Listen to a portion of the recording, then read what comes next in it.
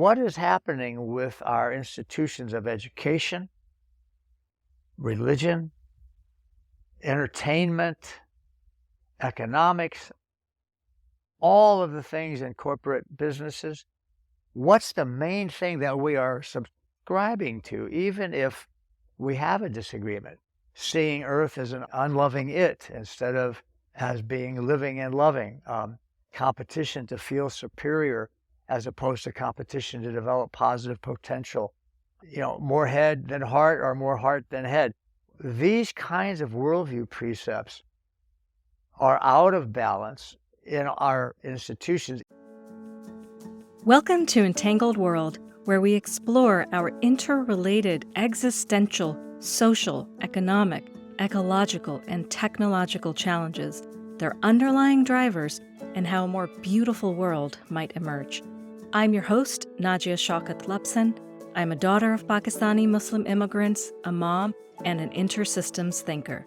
Join me on a journey to discover what is uniquely and meaningfully ours to do at this pivotal moment in time in service to the sacredness of life. Quick note before we get started, if you haven't already listened to the first full episode of this podcast called What is the Metacrisis, I highly recommend you go back and listen to that first. It's really a foundational episode that provides a lot of the grounding that is important for all the episodes that follow. My guest today is Four Arrows, also known as Wahinkpe Topa, or Dr. Don Trent Jacobs. Four Arrows is internationally respected for his expertise in indigeneity and applications for living life in balance.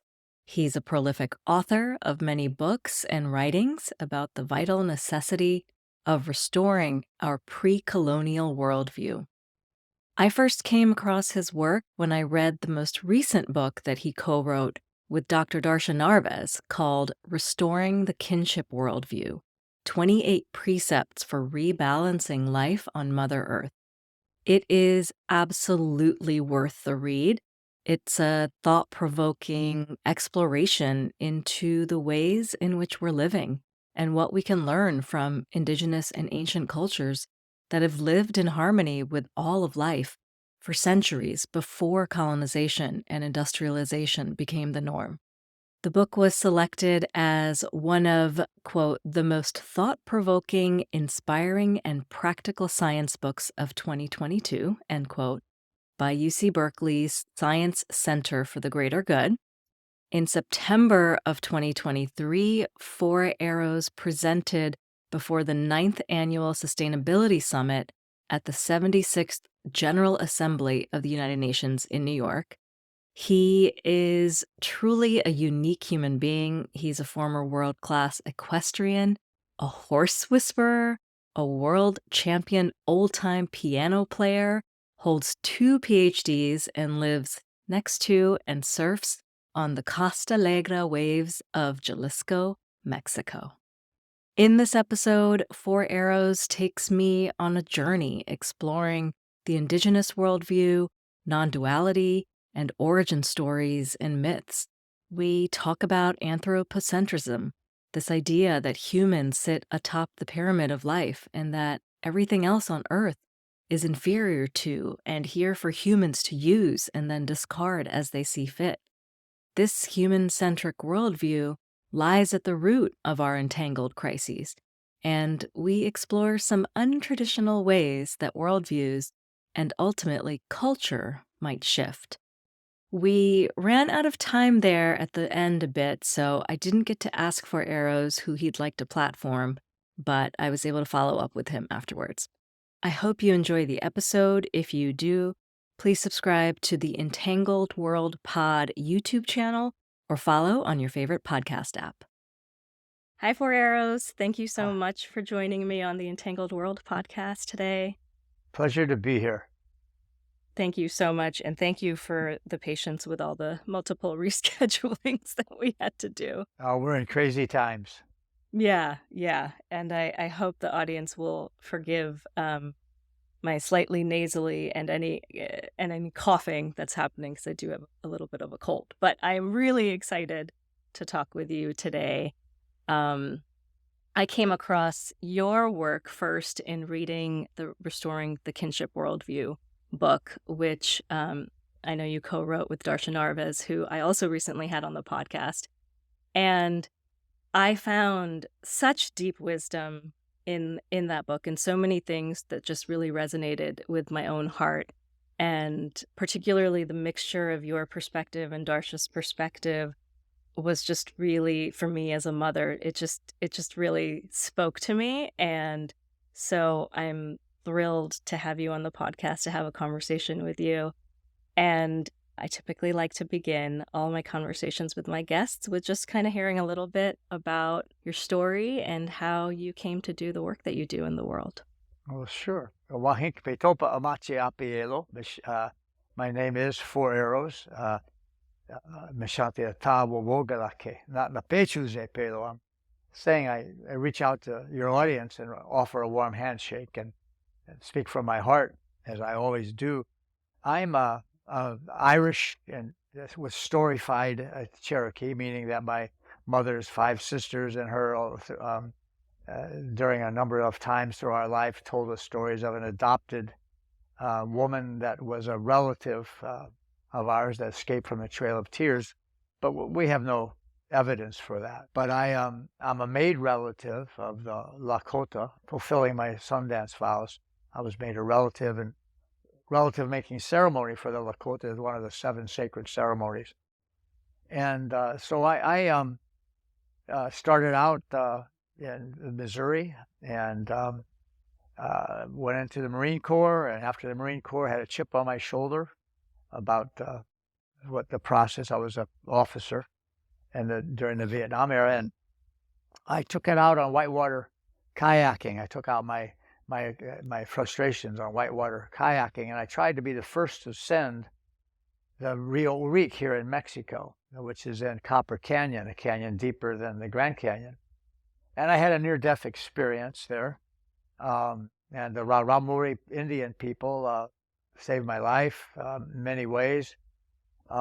Had some visions, and was very, very transformed by it. From that, I had worked as a firefighter and a sports psychologist. That brought me into wanting to educate people about what I experienced with the Raramuri. I got my doctorate with an emphasis on Indigenous worldview.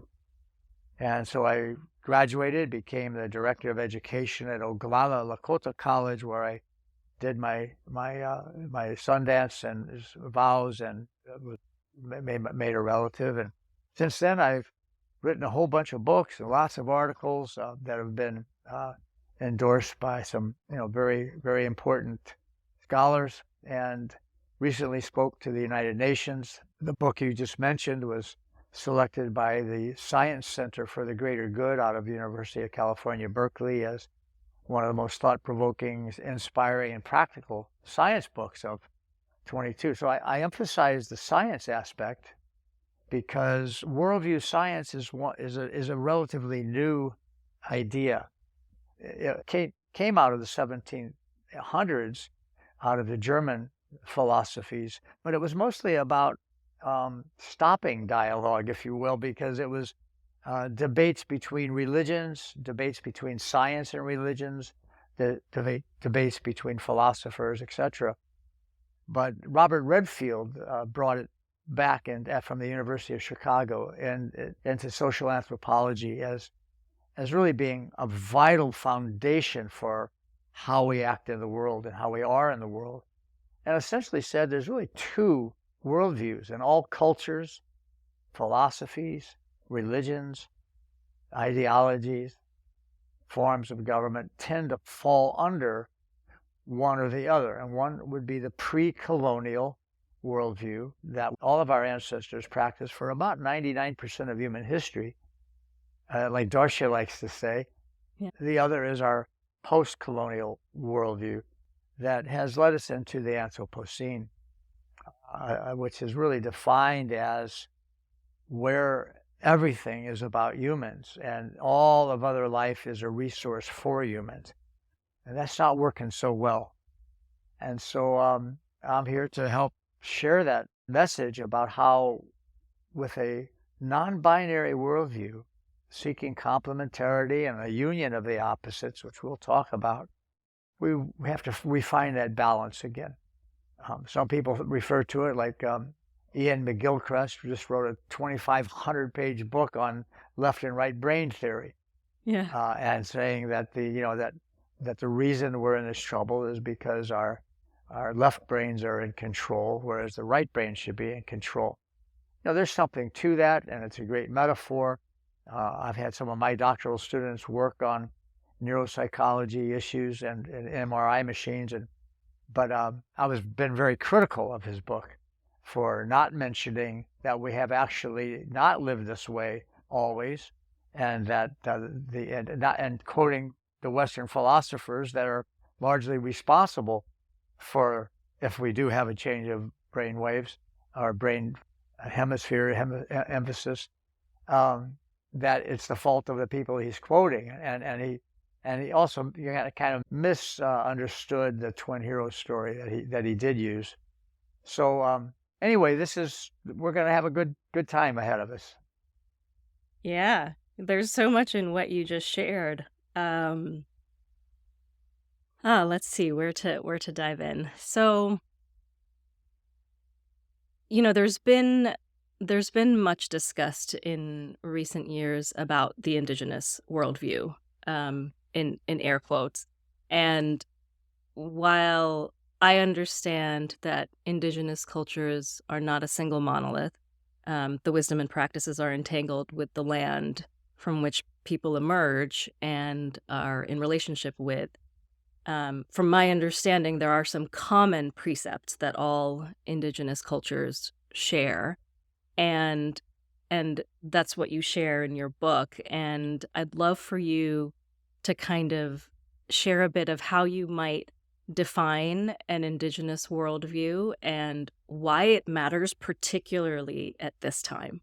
Yeah, great. That's a great couple of questions. I do make a distinction between the very, very important place-based wisdom of indigenous cultures and in common worldview precepts. It's a real important distinction, and your question allows us to get that on the table, because a lot of people say, "Oh, I don't want to misappropriate because I'm not indigenous," and this answers that question. If you want to learn more about that, you can have people go and just put in the indigenization controversy, for whom, by whom, a peer-reviewed article I wrote for the University of British Columbia's journal, and it's available online. It really talks about this in more detail. The place-based knowledge is something that we need to fight for. It's about sovereignty. It's about helping the indigenous cultures regain that sovereignty. Most cultures are losing it. I have about, 12 Navajo students in my doctoral program. And over the years, they've told me up to 70 or 80% of the entire Navajo nation has lost the way of the local indigenous cultural tradition, ceremonies, prayers, and the language. And this has happened with my Lakota people. It's happening all over the world. And so trying to help bring that back is crucial, because this place-based knowledge is knowledge that no one can have that doesn't speak the language fluently, hasn't been there for multi-generations, and knows the ceremonies. So that said, if we are in a particular place and we want to learn about that place, we should do our best to find somebody who has that wisdom. However, it's rare, more and more each day. It's getting lost, and we're in a lot of trouble. We're all in the same boat, and it's sinking. The worldview is, as you said, those in common precepts of this great diversity of individual indigenous cultures. And I've seen that. I've been and lived with and studied many, many cultures that have not embraced Western ideologies or religions, and as vastly different as they are, the common themes are just striking. And so that's when I began to put together those common themes that we'll talk about. And I've come up with 40 of these worldview precepts that I think are vital moral precepts that we have to put back into balance. The reason I think it's important is that they are a foundation. They are the foundation for our thinking, and often uninvestigated. If we see cultures, religions, and philosophies falling under one of the other, then we can realize that finding a balance again, and maybe to use McGilchrist's idea of the brain hemispheres, getting our brain hemispheres back in order, I think it's much easier than to try to do that. It's much easier to actually look at the concepts of hierarchy versus egalitarian institutions, fear-based thoughts and behaviors dominating versus courage and fearless trust in the universe, living with a strong social purpose or not, focusing mostly on self and personal gain versus community welfare, anthropocentric versus animistic. In other words, these are the things that even if we as individuals go, oh, well, no, wait a minute, I have a strong social purpose. What is happening with our institutions of education, religion, entertainment, economics, all of the things in corporate businesses? What's the main thing that we are subscribing to, even if we have a disagreement? Seeing Earth as an unloving it instead of as being living and loving. Competition to feel superior as opposed to competition to develop positive potential. More head than heart or more heart than head. These kinds of worldview precepts are out of balance in our institutions, even in people who tend, when you read these, to say, I really believe more in a lot of contact with others than minimal contact, and I don't really like authoritarianism or aggression. We've got to look at what's happening in the world that we're a part of, because the worldview is a hypnotic phenomenon. We begin to follow it almost as if we are in a trance. Tell me if this isn't right, but the way that I sort of understood the precepts that you highlight in the book is kind of like a pendulum between polarities, that it's not just like one or the other, but they're sort of ways to move the pendulum kind of back and forth through them at different times. And so, for example, I know one of the things, so one of the precepts I think is, hierarchy versus non-hierarchy. And you've often talked about how during buffalo hunts, a hierarchy would emerge, and there was a purpose for that hierarchy in that specific situation. So I'd love to just kind of understand if that's how you're sort of also holding it, and if you could just explore that a little bit more. Sure. In our preface, my original preface is The Red Road, which was on DEI. It was a critique of hiring diversity and inclusion officers and doing it from the ground up, right? But that's where I first introduced the 40 worldview precepts. The preface really talks about the non-duality and the non-binary aspect of the indigenous worldview, the kinship worldview. It doesn't really belong to indigenous people, by the way. I call it indigenous because those who still hold on to it, and they're becoming fewer and fewer, are still indigenous people, and all of our ancestors who lived in accordance with the indigeneity of where they were. That's place-based knowledge. So I subscribe to that, but I use that term, but I really want to be clear that this does not belong to a group of people. It's not like, well, there's a Chinese worldview and an American Indian worldview, and we're really talking about how does the world work, and saying that the philosophies of Western science that have dissected the world to come up with amazing technologies probably doesn't have it as clearly for living and survival and happiness and health as those who lived in not concrete and glass, but amidst the relatives of trees and plants and animals. Getting to your question about this idea of non-duality and an effort to see this as a pendulum continuum is vital. A lot of my liberal professor friends who realize the problem of rigid binaries, like, George Bush's, you're either with us or against us, right?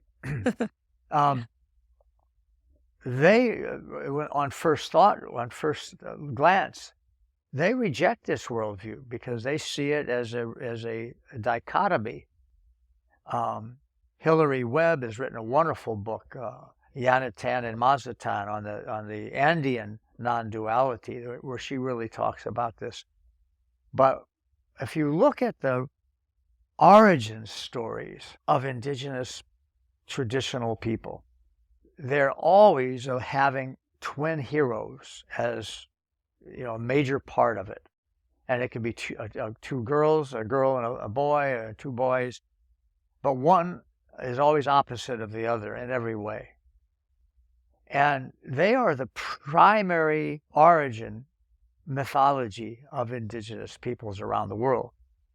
And, this idea of, Joseph Campbell, who said mythologies define who we are, there's a lot of truth in that. And I'll give you an example of how this non-binary works and this complementarity works in these indigenous stories by using one called Where the Two Come to the Father. That's a Navajo story. This solar twin, and by the way, the opposites are usually represented by the sun and the moon. The solar twin was the one that was named Monster Slayer, and the lunar twin was child born of the water. Now, they go to fight the monsters. Now, the monsters in these origin stories were our fears, our jealousies, our egos, our greed, all the things that human beings have always had as a potential, because we are malleable, and those things can always emerge and always have. And indigenous cultures realized that and lived according to species that don't have that potential, and that's just about everything else. The trees and the plants and the animals. So, and we'll get to that in terms of hierarchy and whether, because a lot of people believe in this concept of survival of the fittest and a hierarchy. The anthropocentrism defines what we are now referring to as the era that we are in, and it's defined by seeing everything as about human beings, and that everything else on Earth is for human beings, right? We could talk about a book I wrote with Dr. Walter Block on differing worldviews and how we disagree on everything, and we came together in this book to be able to work on this. These binary ideas of hierarchy versus egalitarian, of materialistic versus spiritual or self-transcendent, of strong empathy versus more or less a lack of empathy, of words used to deceive versus words as sacred and truthful.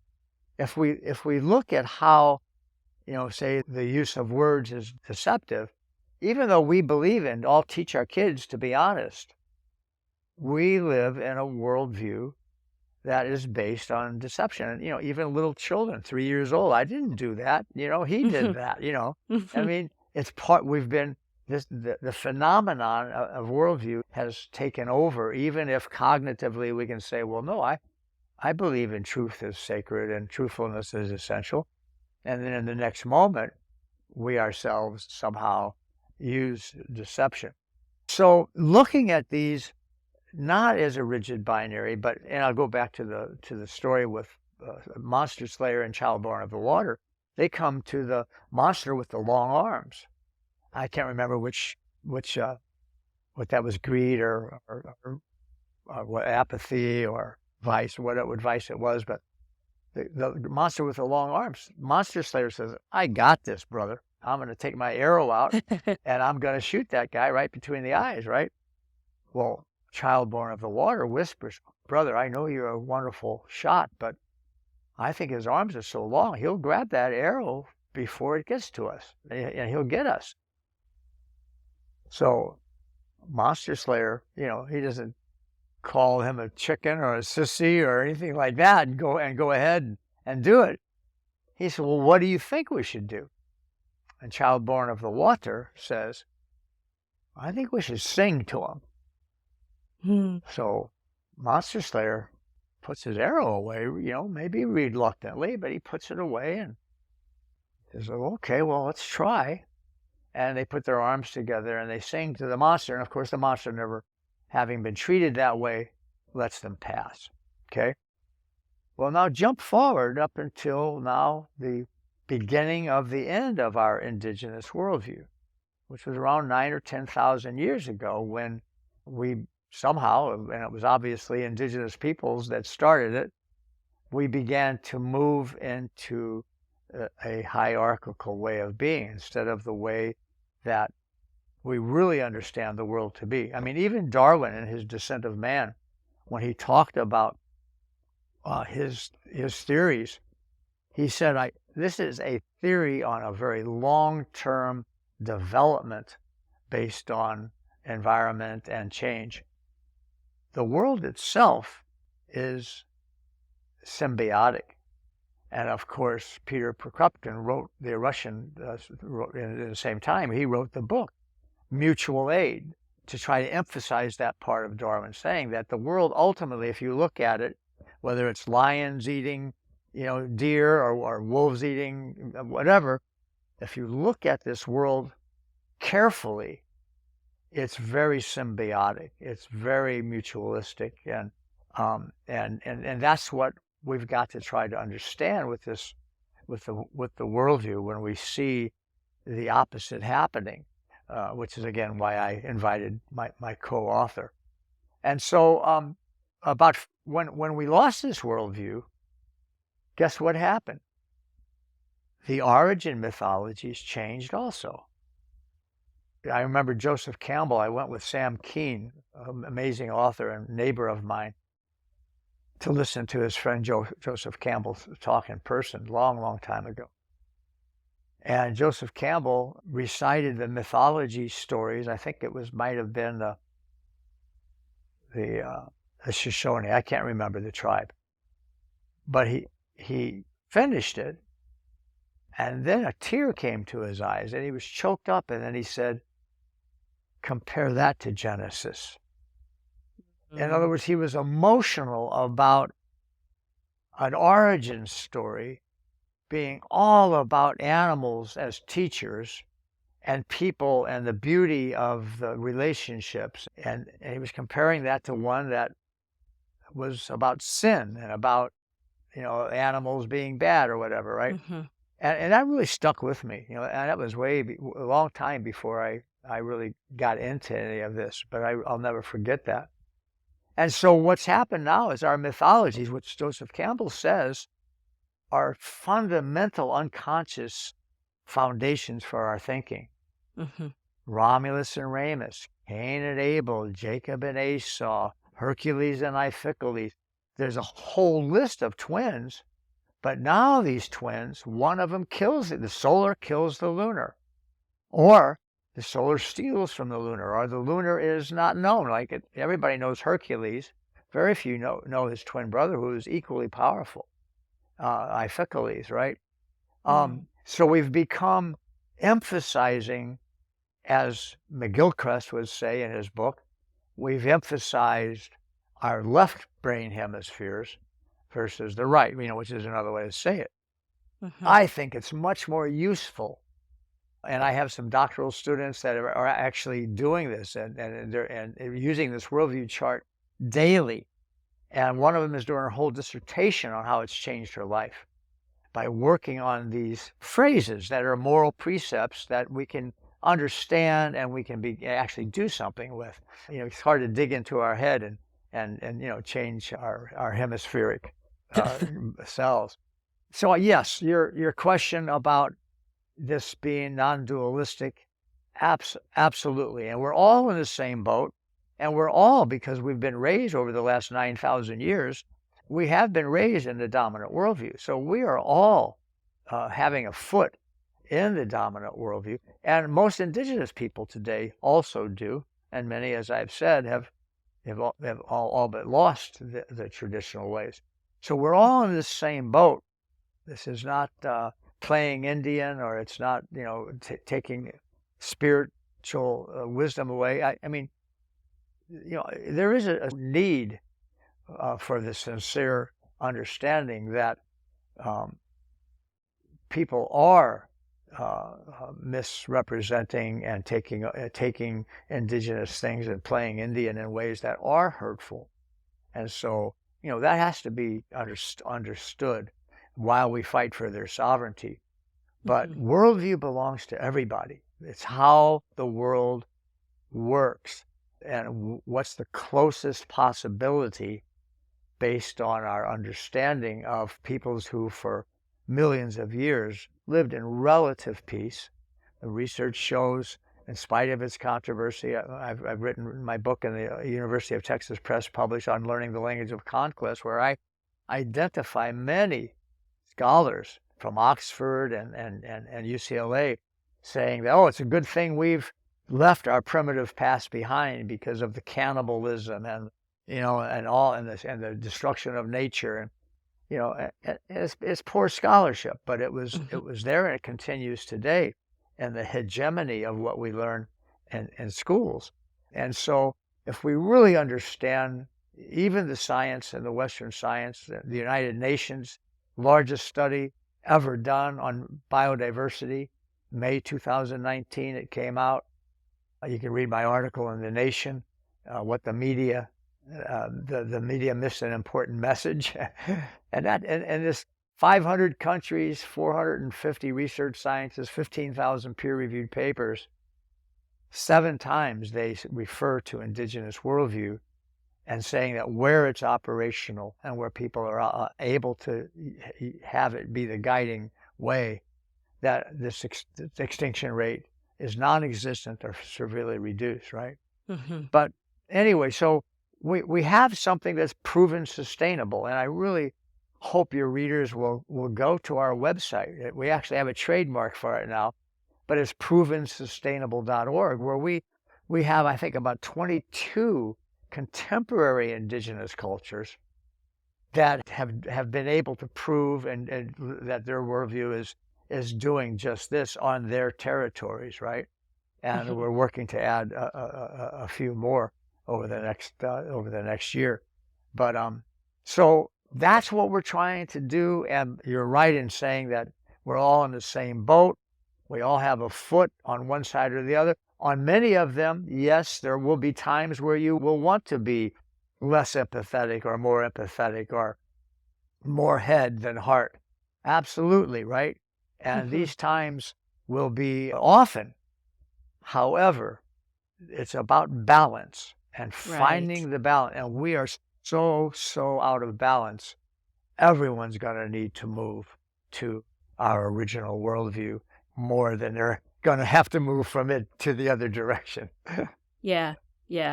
And one of the things I've been thinking about with respect to this question of balance is also how out of balance we are in terms of masculine and feminine energies in the world. And I don't necessarily mean male versus female, because there are also women out there who tend to present more masculine energies as well. But I'm actually talking about the sort of balance between masculine and feminine energies, and how it seems to me so many of what we might call feminine energies are more aligned with the heart and the right brain, and that shift that has taken place through a worldview of separation, of domination. And so I guess my question is how how can this consciousness shift happen? How do we support an individual and collective transformation of consciousness and support a culture change in worldview? And I want to be careful with sort of the way I'm asking that, because history has shown that even the most well-intentioned people get into trouble when you are trying to do things like change consciousness and shift worldview. And, we can talk about the eugenics movement. We can talk about lots of things. And so I'm just kind of curious as to how you're holding the ways in which we can allow a more indigenous worldview to sort of naturally emerge. Well, first, I want to kind of say that eugenics wasn't a worldview. And it's really easy to have people think worldview, because most academics, even still today, say, oh, no, there's thousands of worldviews. Everything's a worldview. And we've all kind of got that worldview is just a word that's used. Well, that's your worldview, right? And Joe's got a worldview, and Mary's got a worldview, and that's how it goes, right? And but whether you like vanilla or chocolate ice cream is not a Yeah, worldview. that's a great distinction. Yeah. And eugenics and so many of the other philosophies, they stem from a hierarchical worldview. They stem from a worldview. So what's Yes. really, really important is to really keep coming back to, no, this is much more foundational, and that's why it's not another one of those. Just to briefly touch on, before we talk about consciousness change, the matriarchal idea is so important that you talked about. And I don't want to just jump away from that into consciousness, because most of pre-contact indigenous cultures were matriarchal. The ones that weren't tended to move more towards the kinds of patriarchal hierarchies that we have. But the great majority, Levitt says, one of the great researchers on this, about 78% of all pre-contact cultures were peaceful cultures. And they were all matriarchal. Even today, in our sacred sun dance, the women don't have to pierce; the men pierce, because women already know how to suffer, how to bleed, how to nurture. Us men, we keep forgetting, right? And gender differences that are a natural phenomenon that happens in the world. Indigenous peoples totally never had this homophobic and this anti-gay mentality, right? This feminine energy of Mother Earth.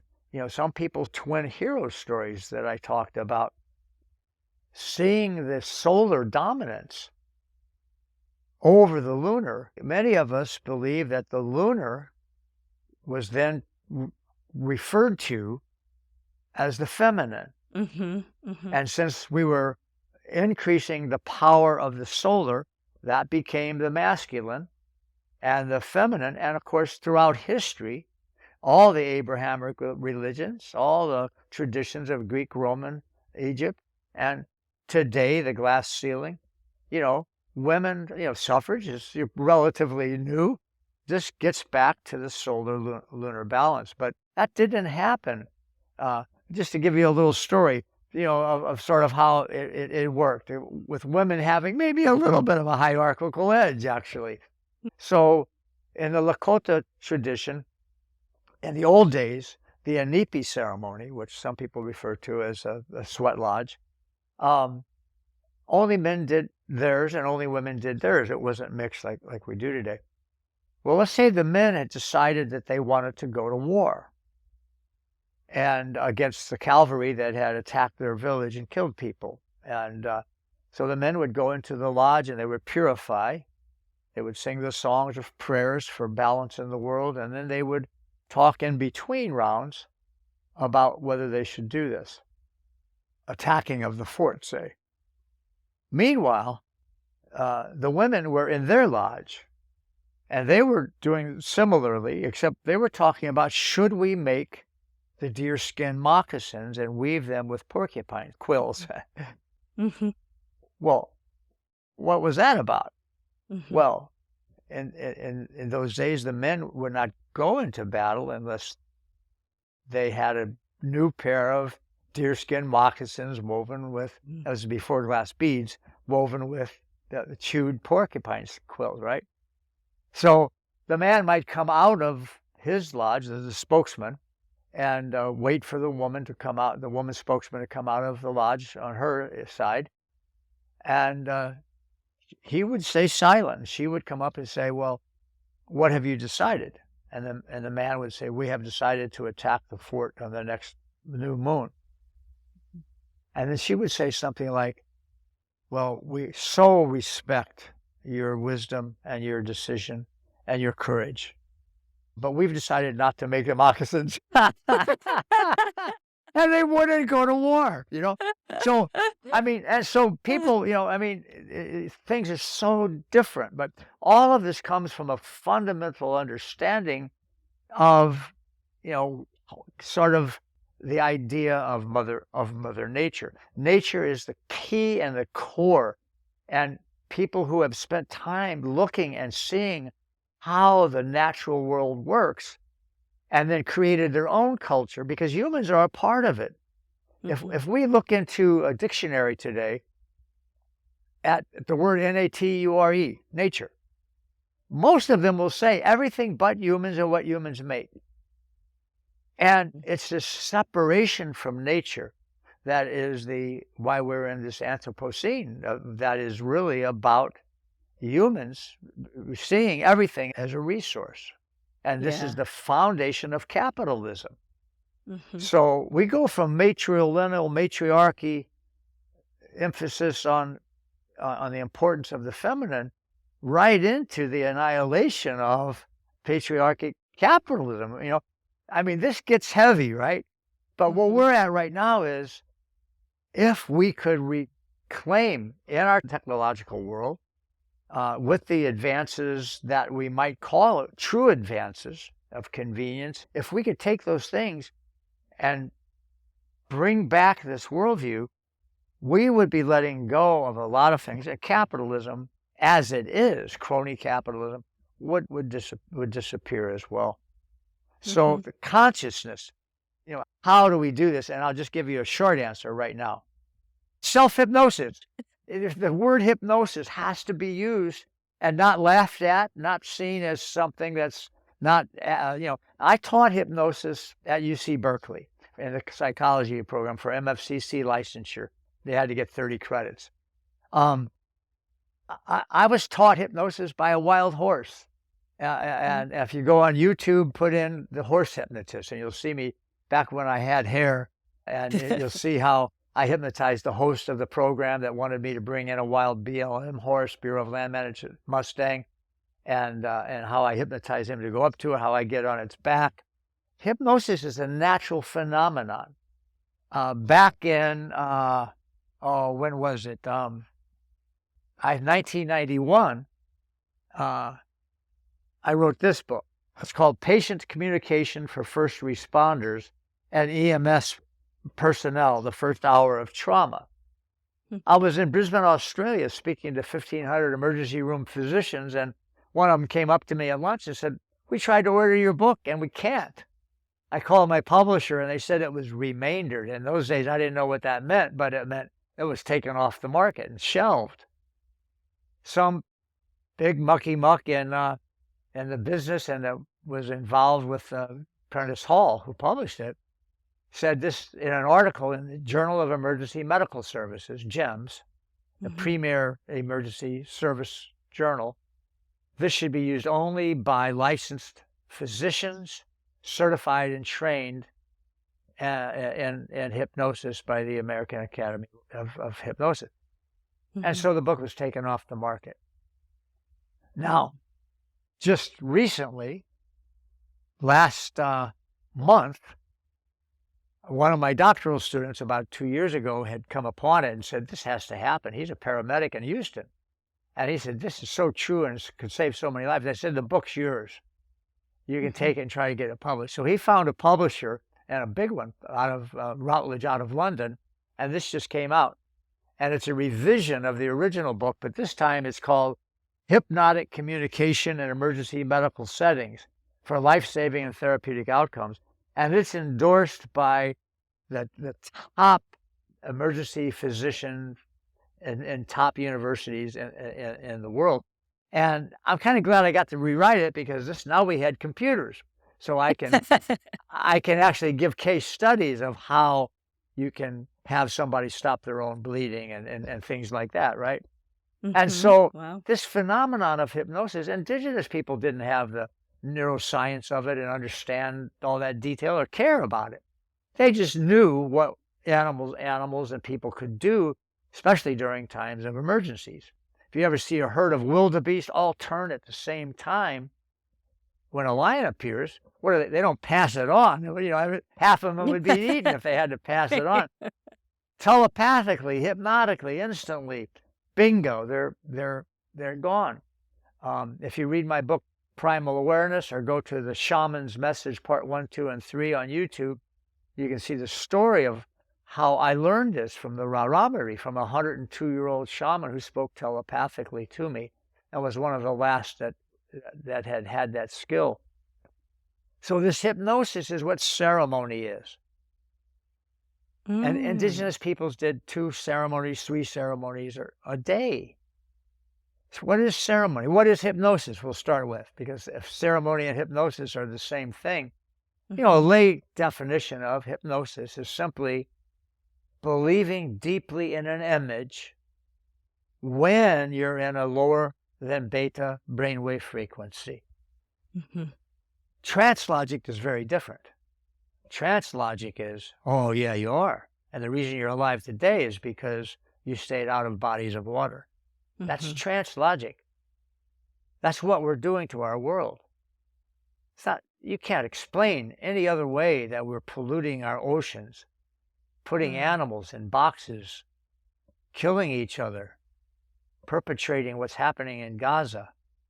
You cannot explain this without understanding this phenomenon of spontaneous hypnosis, natural hypnosis, mass hypnosis, whatever words you want to put to it. It's just unexplainable.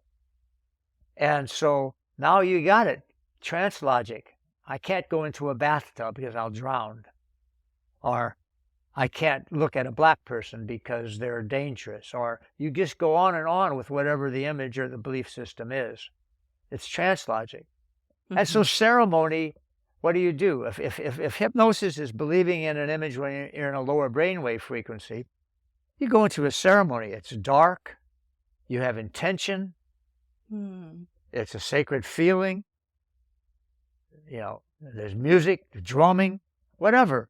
Or it could be, I can name every kind of different ceremony, and it is using intentionally and willfully hypnosis for a particular reason, to pray for the world, for healing, for giving thanks to the sun for coming up, whatever it is, right? We've always done this. I wrote a book with Greg Cahetti, one of the foremost indigenous scientists. And Greg and I wanted to write a book called Neuropsychology and Indigenous Worldview, because at the time everybody was gaga over anything that related to neuroscience and education. In fact, there was a study that was done, I can't remember to cite it, but they had an article that was pretty much nonsense, but it had a picture of a brain with lights lit up in it. More people believed the article with the picture than if the picture wasn't there, by a very significant percentage, right? So we thought, let's promote indigenous worldview precepts like courage and fearlessness and generosity and humility and truthfulness and fortitude. These are primary indigenous worldview precepts and virtues. And then let's show how neuroscience, I've got, at my university, I've got a bunch of doctoral students who may be happy to look up studies for us on neuroscience and neuropsychology. What do you think? And he said, let's do it. So we got Jong-Min Lee, a neuroscientist out of South Korea, to join us, and the 3 of us got a contract for the book. But when the students started bringing the studies to us, there were people looking at the studies through a Western worldview and coming up with conclusions that challenged it, saying, for example, in a laboratory, people are playing Monopoly. And someone, when they tap you on the shoulders, you give all your money or half of your money or something like that, or your properties to the person to your left, as if that's an act of actual generosity to begin with. But they're hooked up. And when they did that, when they gave their money away, a part of the brain lit up. That was the same part of the brain that in previous studies on selfishness lit up. So top scientists in the neuroscience field wrote articles saying there's no such thing as altruistic generosity. Generosity is always an act of getting something back, of selfishness. Well, animal studies disprove that. There's studies of animals that have saved baby animals of another species from drowning with absolutely no benefit to their species or themselves. In fact, they would be eating it probably in a few months. Indigenous people's altruistic generosity is recorded in many ways. So this happened also with honesty. One showed a study that said, and in fact wrote a popular book on it, deception is a natural human survival mechanism. I'm sorry. You go onto an island, and if I say to you, you go get the water and I'll go get the kangaroo or whatever for food, I got to trust you. I mean, it's about honesty. Otherwise, you won't survive. Neither of you will survive. Yeah, exactly. In fact, Thomas Cooper, a friend of mine, wrote a wonderful book called A Time Before Deception that I recommend. And then he tells a story that I had heard, but he did a more scholarly version of it, that when my people, the Lakota, first had a treaty broken, the people got together after the man who had made the promises went back and broke the treaty, and whatever happened, they did ceremonies of prayer and inipi ceremonies to heal the person, thinking that they had a mental disorder in which they could not see or remember reality. I just think that that's such an amazing interest, and that in pre-contact times, I've not been able to discover really any word that refers to lying per se. There was about sneaking up on prey and things like that. There's different words that come close, but no, there's no words for it. So his book, A Time Before Deception, it really talks about we are in a post-truth world right now. Well, I think what you're pointing to is so critical. And it comes up in the subtlest ways in conversations today, right? Like people saying things like, oh, you have to talk about XYZ in ways that show what's in it for me. I'm thinking about what's in it for me. And it's become this ubiquitous, accepted way of thinking about what motivates humans. And it's so insidious and so destructive. And it's not true. The worldview that we have is constantly full of the hegemony, right? The hegemony is all around us. I had a class last Saturday morning, and I asked everybody in the classes on rethinking schools and organizations. And I talked about we've got to consider the economic hegemony, the cultural hegemony, and the educational hegemony. And then what's hegemony? Of course, I gave them a brief definition. Well, it's when the ruling elite don't have to use force to get you to do what they want. They just get you to believe that what they're doing is the right thing, and then you do it anyway. I said, if all of you heard of the person Helen Keller, and everybody did, because she has been very widely taught in our schools. I said, why is how she was taught in your school a classic example of educational cultural hegemony? And I've asked this of doctors and lawyers and professors for years, and nobody knows. the truth about Helen Keller was she was a member of the International Workers of the World, the most radical labor union, because she fought against child labor that was happening where people would get blind in sweatshops. She filled Carnegie Hall up to speak out against the World War I, and which was like Iraq, the illegal war. She was a member of the Socialist Party and on J. Edgar Hoover's hit list as one of the most dangerous women. She was a fighter for women's rights. I've never heard that. No, this is my point. Yeah. Right? That's why she's a hero to me, right? But we were not taught that, because we were taught instead what the right wing, the hegemonic rulers wanted us to learn, and that is pick yourself up by your bootstraps. You don't need welfare, you know. So she became the model for pick yourself up by your bootstraps. She was both deaf and blind, and she was, oh my gosh, how much courage did it take her to fill Carnegie Hall up and speak against World War I, or to be a socialist, or to be, you know. That is so fascinating. I had never thought of her story in that way. Yeah. So if we could think that this has happened to us daily, it's happening with what's happening in Gaza right now. Yeah. We're looking at. So that's what you meant by translogic. This is what you're this is what translogic is. You know, oh, that's not genocide because I have this particular opinion. So we go on and on and on like this, right? You know, there's no such thing as climate change, or there is, but and so this is the consciousness changer, is to use in concert, looking at the two worldview precepts, which you can go and download for free, or you can actually get the big chart that Jeremy Lint got and put on his fence at UC Berkeley. I didn't even know who he was. And he's he's a genius, right? But I'll include it in the show notes. Yeah. So he sent me a picture of this. He blew it up on this big thing and put it on his fence in Berkeley. So using this worldview chart, and you can go again to Kindred Media worldview chart and buy them for, I don't know, a couple of bucks or something.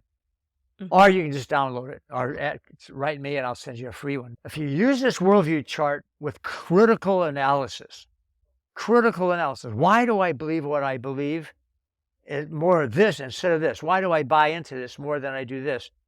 Where did that come from? And then use self-hypnosis to go back and try to remember where it came from if you want. But then use self-hypnosis to say, I'm going to move into this area. I had terminal cancer. I've been invited to speak at the Cancer Oncology Conference, the biggest one in the world. I had stage 4 non-Hodgkin's lymphoma. And hypnosis was a primary reason that I'm cancer-free today, right? So this is a powerful consciousness force, but without using it for, lots of people are using it to make more money. You know, there's a lot of the mindfulness program that's beautiful, you know, but it's, you know, it's all about things on the worldview chart that are out of balance, you know, self-centered, more materialism, more this or that, right? We've got to use it for the right reasons. So how do we do that? You got to start with yourself. You got to start with yourself. Everything starts with ourselves, right?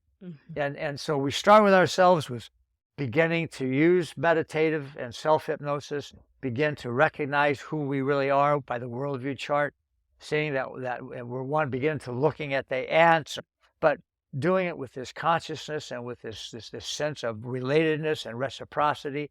We start doing that, then we got to take it with courage, which is a precept and requires hypnosis both.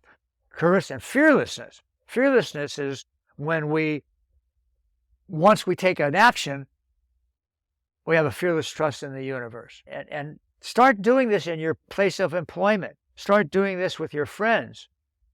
It'll mushroom. You know, I don't know if the 100th monkey idea, which I'm sure you've heard of, you know, is really factual, that there was at one time when they all started washing the salt off of the coconuts on another island. I think the phenomenon is real. I don't know whether the story is or not, but that could happen. That said, I'm going to close with something that will disappoint you and your readers, and you'll go maybe from loving me to hating me in this moment, because that's what happened when I presented this the first time up at University of British Columbia. Except I want to say that people have been writing me since then saying they no longer hate me. This has helped them actually in their activism. I will never hate you, and I don't think my Okay, audience all will right. either. Well, I'm going to tell you to let go of hope then. Maybe all the reasons you were doing this show, right? I think hope, if we define it as, oh, things are going to turn out all right if I do this, the certainty of an outcome. I think I'm seeing so many people burn out because they try and they work, they do all this activism. We're 4 tours of duty at Standing Rock, and the oil pipeline went in anyway. I could have given up. But when somebody said, why are you doing this work then? I said, because I want to be a human being. And for me, hope isn't the certainty of an outcome. It's the certainty that what I'm doing is the right thing to do regardless of the outcome. Yes. And that was Sitting Bull taught me that. And I, in my study and my book on Sitting Bull's Words for a World in Crisis, my little booklet on him, it's like we are spirits inhabiting a body. And there's a long picture here. I mean, we don't understand reincarnation. Nobody knows the details that I know of. But the research shows that somehow all creatures have a spiritual soul, an essence that moves on and comes back somehow. So if we just start to say, well, I'm not going to depend on that, but it sure makes sense to do the right thing. And if I have the fearlessness and the trust in the universe and the bigger picture, pretty soon I begin to live this way. And the more and more that we do this, and the rebuilding, at this point in time, I'm not saying we can turn it around. I don't think we can. I mean, I look around and see what's happening. The powers that be, Gaza says it all. I think that someone's going to have to rebuild. The Hopi and the Maya thought we were given 7 or 9 worlds, depending on who you talk to.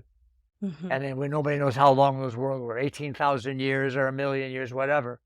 But that our species is a part of this earth.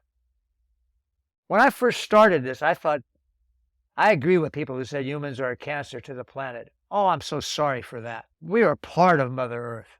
We are a part of it. And the evidence is there. In the 3 million years we've lived here, we were part of it. We change it, but so does every other creature. But we change it for good reasons. The 15,000 years in the Amazon rain basin, we changed the heck out of it. But we made Black Earth. We made things better, not worse. And so we've got to get into this mindset of a worldview that worked, and we've got to see the beauty all around. If I could play the flute, I got a broken wrist from a surfing accident, I would play my song that the Cherokee women sang to the children on the Trail of Tears. And it said, but did you see the animals in the clouds? Did you see the dancing grasses and did you see the responsibility that they're keeping by feeding the animals? The beautiful trout in the creek we crossed, how beautiful, and how they're keeping that water clean. And it showed the beauty and the responsibility of the animal. Carlos Nakai taught me that song, and I can't sing, I don't know Cherokee language, but I played it on the flute. See the beauty all around while you resist what is not beautiful, while you resist in any small way you can, even if it's only tending a garden and being aware of the wrongdoing in the world, because there's a vibrational frequency in just that awareness.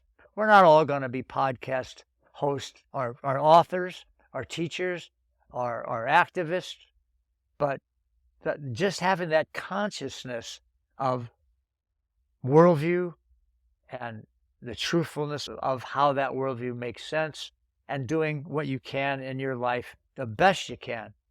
We're all in compromise. We're all in hypocrisy. We can't help it, but we can minimize it until we want those who rebuild not to be like the post-apocalyptic movies where you got starting out with the same horrors. We want to see an apocalyptic movie where people come up and say, hey, I watched the Entangled World before the bomb hit, and I saw that that interview, and you know what? This is how we've got to rebuild. That's beautiful. If you liked the episode and want to hear more conversations where we explore how a more beautiful world might emerge, subscribe or follow on your favorite podcast app or the Entangled World Pod YouTube channel. If you loved it, support the project at patreon.com/Entangled World. Thank you for listening and for coming on this journey together.